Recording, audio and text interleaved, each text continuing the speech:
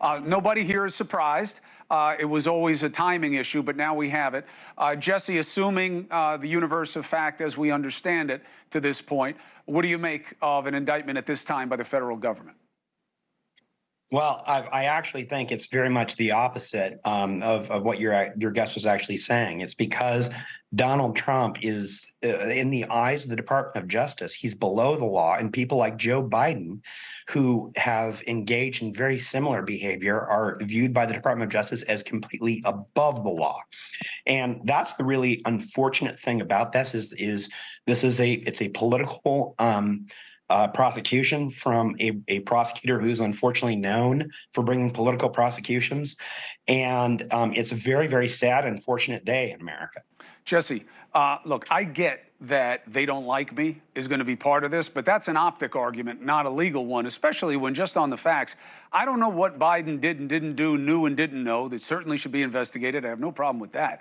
But the big problem for Trump in this situation was that they were asked to return the things and the requests were denied. They were lied to, they say, and he played the system. So the former president was doing something that certainly if you had a client, you'd be advising them not to do, which was playing with the teeth of the tiger. So on that note, Professor Dershowitz, in terms of, I know you don't like this. I know you don't think this should have happened.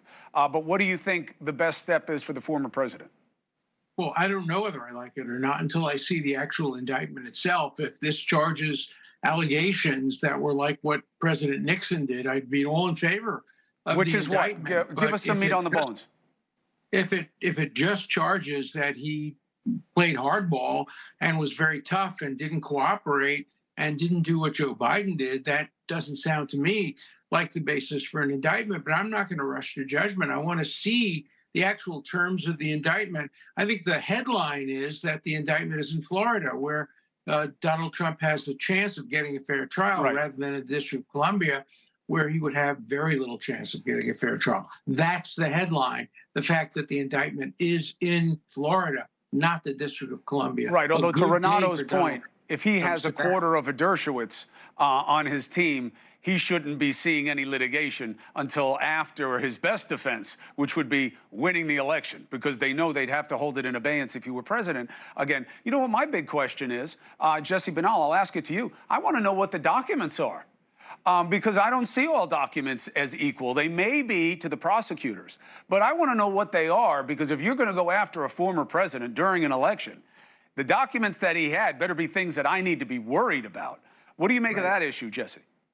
Yeah, and that's a good question, Chris. And what I'll say is, while I still do represent him in other matters, I don't represent him in this matter, and I don't know the answer to that. But what I will say is the efforts that he took in order to declassify information and the legal right that he has to retain information makes it that this very well is probably a dispute, a legitimate dispute about what documents are properly classified, what documents are properly considered presidential records, and what aren't, and which documents are not. And that's not something that should be brought in a criminal courtroom. It's something that, at the very most, should be a topic of civil litigation. But they're just absolutely gung-ho to go after Donald Trump. And that's the really unfortunate part of this. Renato, what's your take on the documents and on the procedural value?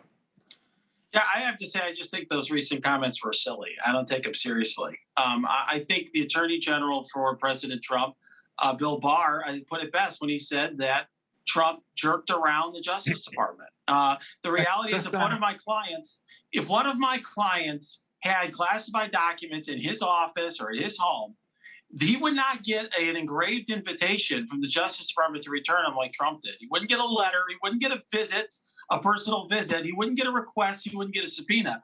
They would have searched his home on day one and taken the documents. The fact is, he was treated with kid gloves. In Barr's words, and I agree with him, he jerked around the Justice Department, and this is the result. Now, we'll see what happens. He's in Florida. I agree. I think this will happen after the election. I also agree with Professor Dershowitz. Let's wait and see what the indictment says. But based on what we know publicly, anyone who claims that they're surprised that there's an indictment here is not being honest. Well, but jerking around the Justice Department is not a crime. Jerking around the Justice Department is a tactical decision. Lawyers make it all the time. I sometimes cooperate with prosecutors if I think that benefits my client. Sometimes I do everything in my power to prevent the prosecution from getting my client. Plead the fifth, plead the fourth, plead the sixth. Yeah, That's not I do the same, what Professor. constitutes a I do crime. the same, Looking but around not the when my Justice client has Department may not be a contraband in nice their thing home to do, but it's not a crime. that they're offered the chance to return. That's the difference. If my client has meth in his trunk and the government's like, look, we'll give him a pass, just give us the meth back. I'm gonna. That's a great deal. Crime. Hey, thank you for watching. Please go to newsnationnow.com, newsnationnow.com, and you can find NewsNation on your television provider. And don't forget to click the red subscribe button down below. Then you will get more of NewsNation's fact-driven coverage.